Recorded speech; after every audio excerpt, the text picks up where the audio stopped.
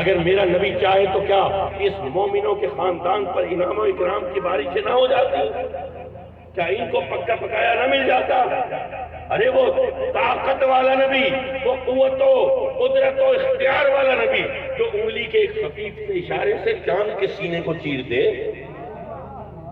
جو سورج کو ایک ہاتھ کی خفیف سی جنبش سے پلٹا دے، کیا اس کے لیے نعمتیں نہ آ جاتی؟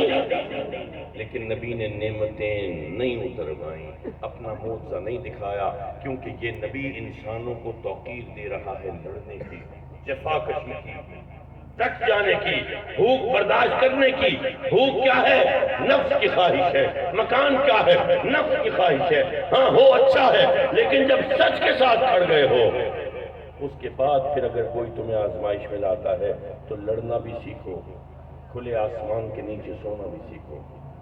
لوگوں، آج جو بڑے بڑے لوگ وہ آسائشوں میں پڑے ہیں، ان کی اولادوں میں اتنا دم خم نہیں ہے کہ جب آزمائش آئے تو لڑ جائیں۔ تو مجھے بتاؤ، تمہارے گودے کا بیٹا آ جائے، وہ لیڈر جو کبھی اے سی والی گاڑی سے باہر آتا ہی نہیں ہے، ادھر دھوپ میں تمہارے بچے کے ساتھ، بیلوں کی جوڑی کے ساتھ کیا ہل چلا سکتا ہے؟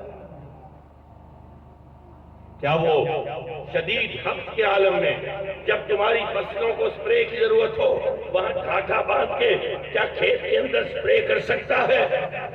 ارے جو بھوک نہیں برداشت کر سکتا، جو پیاس نہیں برداشت کر سکتا، جو دھوپ میں زیادہ دیر کھڑا نہیں ہو سکتا، وہ کیا توقیر انسانی کو پہچانے گا؟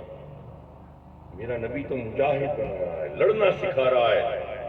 بھائی وہ دور دیکھو، میں گیا پہلی دفعہ عمرے پہ، یہ بڑی غور طلب بات ہے، اور خصوصاً نوجوانوں آپ کے لیے۔ میں پہلی دفعہ عمرے پہ گیا تو وہ پیکج میں گاڑی تھی، مکہ مکرمہ سے مدینہ منورہ پہنچے، گاڑی بڑی زبردست تھی، ان کا سفر بھی موٹر وے بنی ہوئی ہے بڑی بہترین۔ اس موٹر وے کے اوپر جو حد رفتار ہے، وہ حد رفتار ہماری طرح 120 نہیں ہے، وہاں پر 140 کلومیٹر ہے، زیادہ تیز گاڑیاں چلتی ہیں، کیونکہ ان کے پاس گاڑیاں ہوتی بڑی بڑی ہیں، امیر لوگ ہیں، ان کے پاس تیل کی دولت آ گئی ہے۔ اب وہ جو میرے پاس گاڑی تھی وہ بھی بڑی اچھی تھی، مہنگی تھی، جو بڑی تیز رفتار، سبک رفتار، ایئر کنڈیشنر بھی بڑا زبردست۔ ہم مکہ سے چلے لیکن دھوپ بڑی تپش آ رہی تھی، پھر بھی اے سی چلنے کے باوجود بھی دھوپ ہوتی ہے، پھر سفر کی تھکاوٹ ہوتی ہے۔ میں سمجھا گھنٹے ڈیڑھ کا سفر ہوگا، وہ تو 8.5 گھنٹے میں مکمل ہوا، 8.5 گھنٹے، اتنی تیز رفتاری کے بعد جب میں پہنچا تو تھکا ہوا تھا۔ میں نے کہا یار آرام کرتا ہوں، سرکار کی بارگاہ میں آرام کرنے کے بعد ذرا تسلی سے حاضری ہوگی تاکہ دل و دماغ یکسو ہو۔ ایسے جسم ٹوٹ رہا تھا، ایسے 8.5 گھنٹے کا اتنا لمبا سفر کیا تھا۔ میں واپس آیا، کمرے میں اے سی چل رہا تھا، تکیہ رکھا سویا، ابھی لیٹا ہی تھا تو خیال آیا کہ تو تھک گیا ہے، تجھے پتہ ہے تیرے نبی نے یہ سفر پیدل کیا تھا۔ مسلمانوں، ہمارے آقا نے وہ سفر پیدل کیا تھا جو 8.5 گھنٹے میں نے اتنی سبک رفتار گاڑی پہ کیا، جہاں پر 120 کلومیٹر کی حد رفتار ہے، جہاں موٹر وے بنی ہے اور دائیں بائیں صحرا ہی صحرا ہے، جہاں بیاب و گیاہی ہے، دور دور تک درختوں کو جا جھاڑی نہیں ملتی، جہاں پر پانی نہیں ہے، دھوپ اتنی شدید کہ اے سی والی گاڑی میں بھی میں تھکا ہوا ہوں، وہاں میرا نبی پیدل ہے، کوئی اونٹ نہیں، کوئی گھوڑا نہیں۔ ارے یہ ممکن نہیں ہے کہ ایک دن میں وہ سفر ہوا ہو، 12 سے 15 دن لگے ہوں گے، 12 سے 15 دن کی مسلسل مسافت، اس مشکل سفر میں، لخوتک صحرا میں، سنگلاخ پہاڑوں میں، چند کھجوریں ہوں گی ساتھ، 2-4 گڑ کی ڈلیاں، زیادہ سے زیادہ۔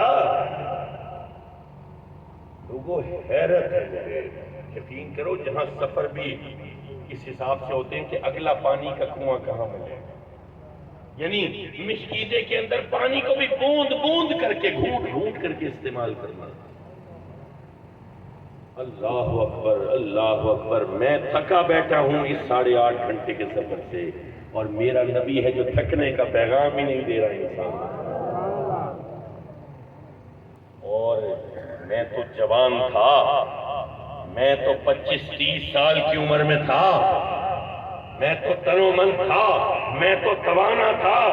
میرا نبی تو اس وقت اس عالم میں ہے کہ 50 سال کے گیڑے میں ہے۔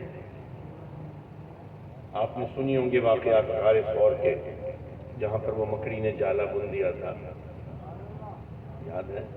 ایسے بڑی ویلیں ملتی ہیں جب کوئی پڑھتا ہے وہ والا واقعہ، بڑی بڑی ویلیں ملتی ہیں۔ لیکن یہ جو میں آپ کو بات بتانے جا رہا ہوں، اس کو ذرا غور سے سننا بیٹے۔ یہ کچھ لائٹیں بند کر دو تاکہ یہ مائک چلتا رہے، میرے گلے کو تھوڑی سی چاہے یہ پنکھا بند کر دو، یہ چلتا رہے۔